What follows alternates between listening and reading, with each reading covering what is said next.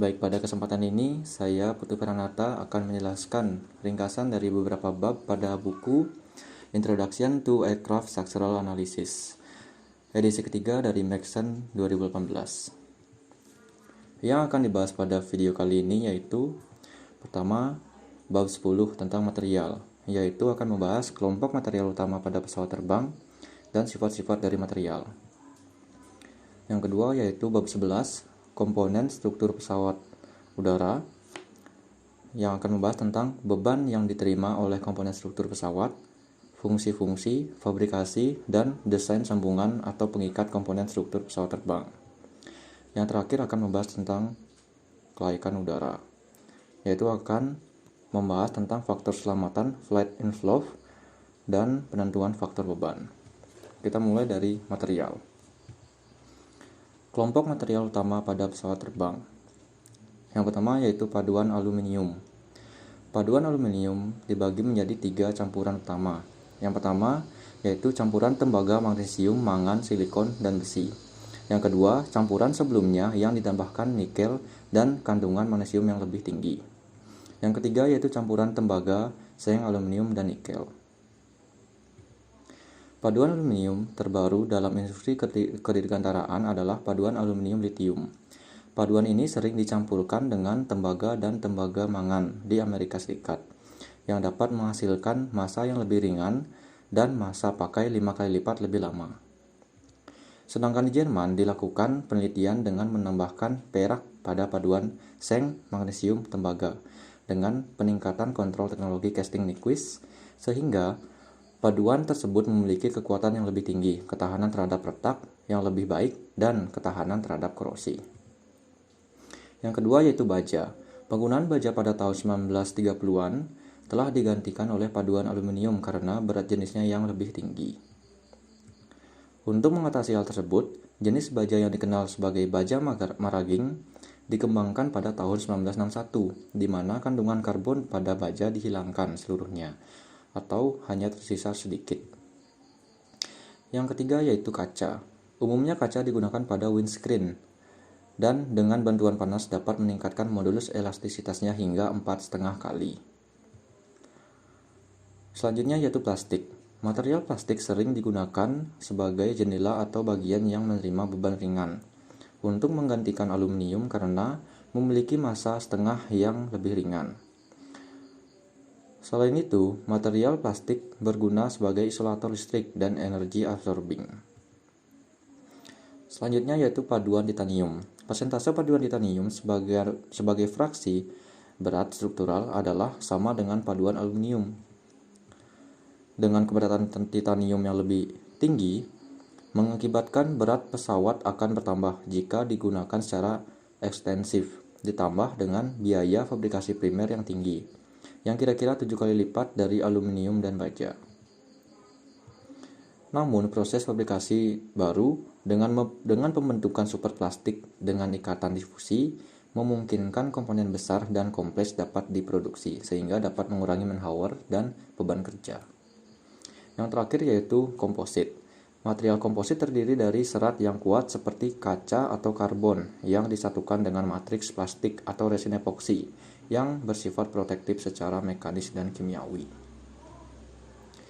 Selanjutnya yaitu sifat-sifat material. Yang pertama, ductility atau keulatan.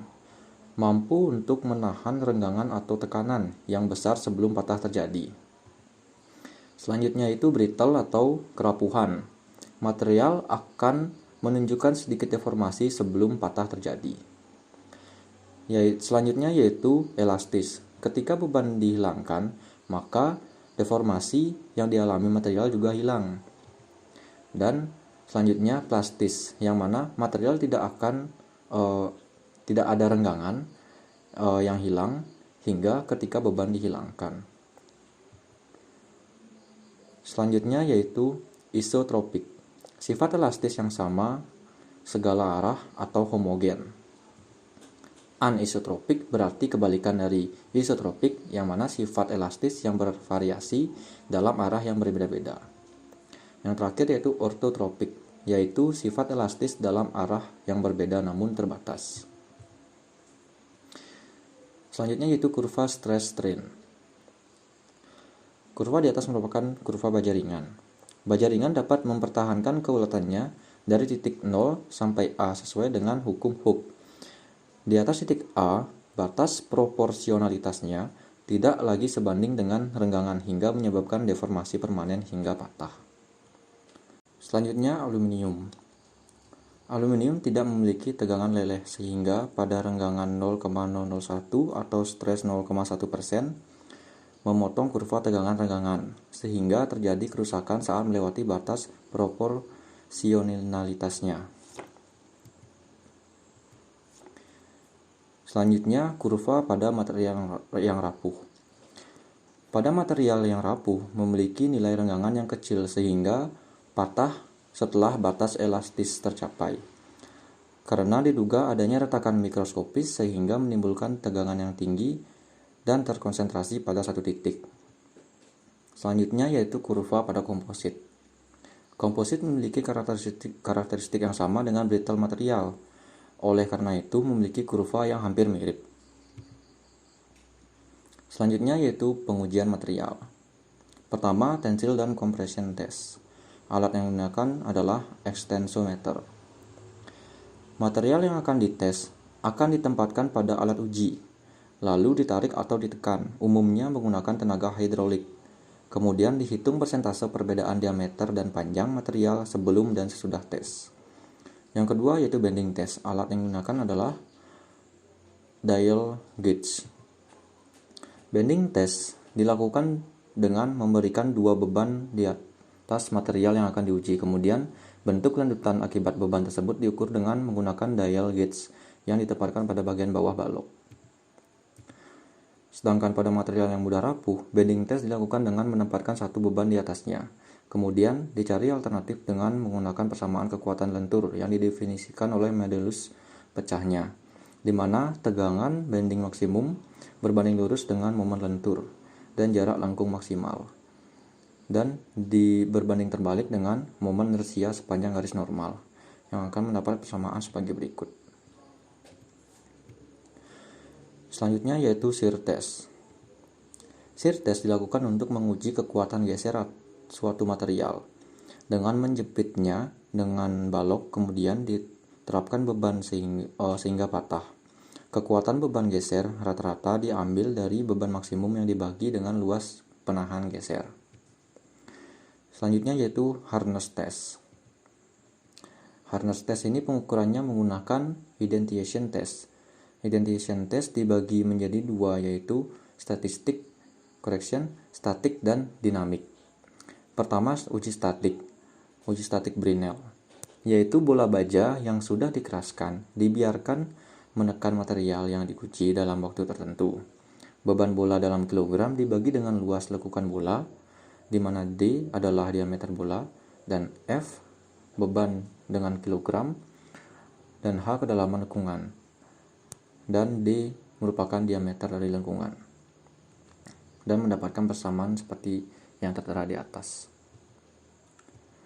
Sedangkan uji dinamik yang biasa melakukan uji dinamik dengan menggunakan shear scleroscope. Pengujian ini dilakukan menggunakan palu khusus dengan ukuran 20 mm dan panjang 6 mm yang dijatuhkan dari ketinggian kurang lebih 25 cm di atas material yang akan diuji. Kemudian dampak dari hasil oleh palu tersebut diukur dengan scleroscope. Yang kelima yaitu impact test. Alat yang digunakan adalah memanfaatkan bandul. Impact test ini mengukur ketangguhan material terhadap beban kejut. Tes ini menggunakan dua tes utama yaitu IZ dan Kirby yang sama-sama menggunakan beban dari bandul yang dilekatkan pada pendulum. Selanjutnya yaitu fatigue atau kelelahan. Retakan fatigue paling sering dimulai pada bagian-bagian dalam suatu anggota struktural di mana perubahan dalam geometri seperti lubang, sudut menyebabkan tegangan terkonsentrasi. Seperti pada gambar di atas yang sebelah kiri menunjukkan bahwa tegangan terkonsentrasi pada satu titik yang dapat menyebabkan crack. Namun, pada gambar sebelah kanan, ini dapat dicegah dengan menambahkan fillet untuk meminimalisir konsentrasi beban. Kurva di atas menunjukkan bahwa beberapa material seperti baja ringan memiliki tingkat stres yang tidak terbatas, tidak seperti paduan aluminium. Hal ini dikarenakan oleh sifat dasar baja yang memiliki ketangguhan yang tinggi. Kemudian, teori kerusakan kumulatif menunjukkan kegagalan terjadi sesuai dengan rumus berikut, di mana N1, N2, dan Nr adalah jumlah penerapan tegangan, dan N besar 1, N besar 2, dan N besar N adalah jumlah dari siklus kegagalan tegangan. Masuk ke bab 2, yaitu komponen struktur pada pesawat udara. Yang pertama, beban pada komponen struktur. Beban pada struktur pesawat secara garis besar dibagi menjadi dua, yaitu pertama, beban darat adalah sebuah beban yang diterima oleh struktur pesawat selama pergerakan atau transportasi di darat, seperti beban taksi, landing, dan yang mana beban ini diambil alih oleh sistem undercarriage atau landing gear.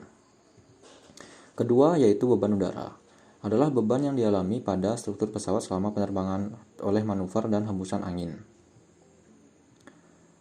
Dari kedua jenis beban yang diterima tersebut, kemudian disebut dengan gaya permukaan, yang bekerja pada permukaan struktur seperti tekanan aerodinamis dan hidrostatik, dan body force yang dipengaruhi oleh volume struktur dan efek dari gaya gravitasi dan inersia. Umumnya, hasil ini menyebabkan beban langsung seperti tension, compression, bending, shear, torsion pada semua bagian permukaan pesawat. Pada pesawat konvensional, umumnya terdiri dari fuselage, wing, dan tailplane. Badan pesawat diisi oleh kru atau penumpang atau barang. Sayap menghasilkan gaya angkat, dan bagian ekor pesawat merupakan kontributor pengendalian pesawat. Selain itu, terdapat juga aileron, elevator, dan rudder yang mungkin untuk pilot untuk melakukan manuver dan mempertahankan posisinya. Gambar di atas merupakan cross section dari wing. Tanda panah menunjukkan gaya permukaan yang dialami oleh wing. Gaya permukaan aerodinamis dihasilkan dari adanya perbedaan tekanan. Kondisi ini disebabkan oleh bentuk sayap yang aerofoil, memiliki resultan gaya vertikal dan gaya horizontal yang bekerja pada pusat tekanan, yang mana pusat tekanannya adalah CP. Namun, dalam prakteknya, posisi CP akan berubah sesuai dengan variasi distribusi tekanan dan sudut insiden sayap. Seperti pada gambar sebelah kanan, dengan adanya momen konstan mengakibatkan pusat aerodinamisnya bergeser ke arah AC. Sementara distribusi tekanan chord-wise memperbaiki posisi beban aerodinamis pada penampang sayap, distribusi span-wise menempatkan posisi beban aerodinamis di antara ujung dan pangkal sayap, seperti gambar di atas. Selanjutnya yaitu fungsi komponen struktur. Fungsi dasar dari struktur pesawat adalah untuk meneruskan dan menahan beban yang diberikan. Selain itu juga memberikan bentuk yang aerodinamis pada pesawat dan untuk melindungi penumpang, muatan, sistem, dan sejenisnya dari kondisi lingkungan yang dihadapi dalam penerbangan. Dari persyaratan tersebut muncul jenis struktur pesawat semi monokok sebelah kiri, yaitu struktur skin yang tipis ditopang dengan elemen pengaku memanjang dan rangka melintang untuk menahan beban, sedangkan jenis struktur pesawat monokok sebelah kanan sepenuhnya bergantung pada skinnya untuk menahan beban.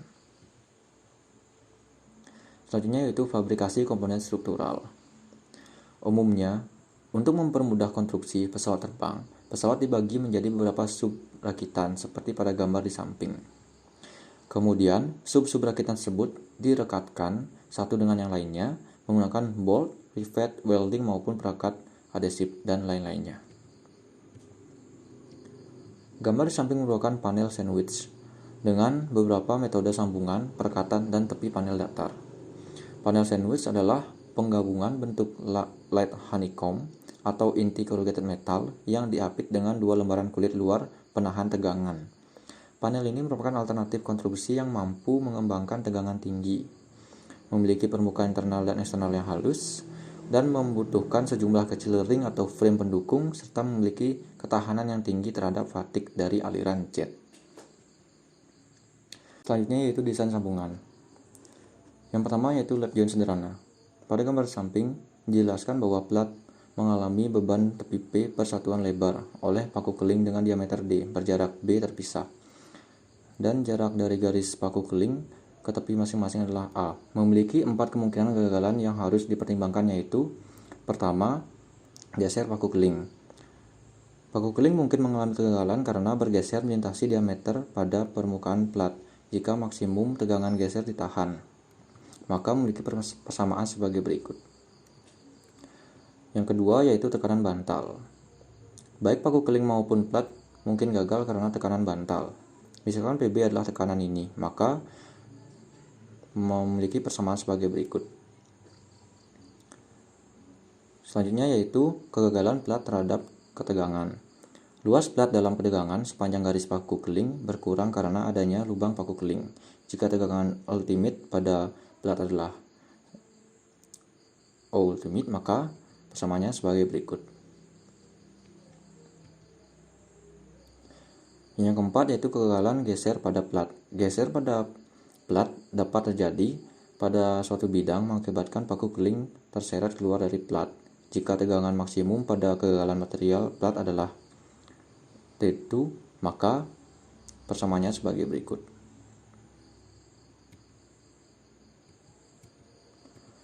Selanjutnya yaitu efisiensi dari sambungan diukur dengan membandingkan kegagalan aktual dengan beban yang akan berlaku. Tingkat efisiensi dapat ditampilkan dengan persamaan sebagai berikut. Selanjutnya yaitu sambungan rivet bergrup. Paku keling dapat dikelompokkan setiap sisi sambungan sedemikian rupa sehingga efisiensi sambungan menjadi maksimum. Sambungan menjadi maksimum saat jumlah paku keling sebanding dengan luas menampang plat yang diikat sesuai dengan gambar di bawah ini. Yang ketiga yaitu sambungan rivet eksentrik. Pada sambungan paku keling yang dibebani secara eksentrik dikenakan beban geser P melalui pusat masanya pada momen PE pada pusatnya. Diasumsikan bahwa beban P didistribusikan merata pada paku keling menyebabkan gaya geser di masing-masing paku keling sejajar P. Momen PE diasumsikan menghasilkan gaya geser S dalam paku keling di mana S bekerja dalam arah tegak lurus terhadap garis yang menghubungkan paku keling ke pusat masanya. Selanjutnya, S diasumsikan sebanding dengan jarak paku keling sehingga mendapatkan persamaan sebagai berikut. Jika S sama dengan KR, di mana K adalah konstanta, maka persamaannya sebagai berikut. Jadi, resultan gaya pada paku keling adalah jumlah vektor gaya yang disebabkan oleh P dan PE.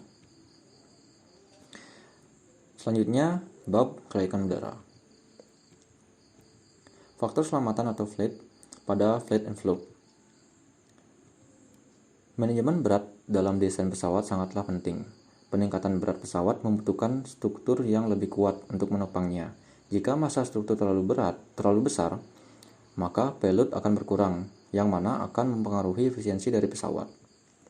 Kurva di samping merupakan kurva flight envelope yang menggambarkan tingkat kemampuan pesawat dalam mengangkut beban, di mana dibanding dengan kecepatan pesawat. Kurva ini erat kaitannya dengan rumus lift karena mempengaruhi beban dan kecepatan pesawat. Ketika kondisi pesawat terhenti, kurva OA dan OF menunjukkan posisi positif stall dan negatif stall. Oleh karena itu, kecepatan di bawah VA positive wing incident dan VF negative wing incident. Maka beban maksimum yang diterapkan pada pesawat tergantung dari koefisien lift maksimum. Ketika kecepatan meningkat, dimungkinkan untuk menerapkan beban batas positif dan negatif sesuai batas N1 dan N3 tanpa menghentikan pesawat, sehingga AC dan FE mewakili faktor beban operasional maksimum untuk pesawat. Dan di atas kecepatan VC, garis potong CD1 dan D2E menyelamatkan desain pesawat karena beban batas atas tidak diterapkan pada kecepatan maksimum. Selanjutnya yaitu penentuan faktor beban. Ada beberapa masalah yang harus diselesaikan sebelum menentukan nilai faktor beban dalam flight envelope. Penetapan faktor proof dan ultimate juga tergantung pada batas beban, tingkat ketidakpastian desain, variasi dalam kekuatan struktur, dan fatigue. Yang pertama, batas beban. Pesawat mengalami berbagai beban selama masa operasionalnya. Di antaranya adalah beban manuver, beban hembusan angin, beban undercarriage, beban tekanan kabin, hentakan, dan getaran yang diinduksi. Yang kedua yaitu ketidakpastian dalam desain kerusakan struktural. Masalah kerusakan struktural akibat korosi dan kausan sebagian besar dapat dihilangkan dengan pemeriksaan ketat selama perawatan. Yang ketiga, variasi kekuatan struktural. Adanya kontrol ketat digunakan dalam pembuatan komponen dan dalam fabrikasi struktur, yang mana untuk mencegah variasi kekuatan struktural pada masing-masing komponen. Yang terakhir yaitu akibat fatigue atau kelelahan. Hampir semua komponen struktur pesawat mengalami beban yang berfluktuasi akibat dari pengaruh gaya yang diterima pada saat di darat maupun pada saat terbang. Baik, sekian yang dapat saya sampaikan. Semoga apa yang saya sampaikan tadi adalah yang dapat dimanfaatkan dan bermanfaat bagi saudara masing-masing. Terima kasih.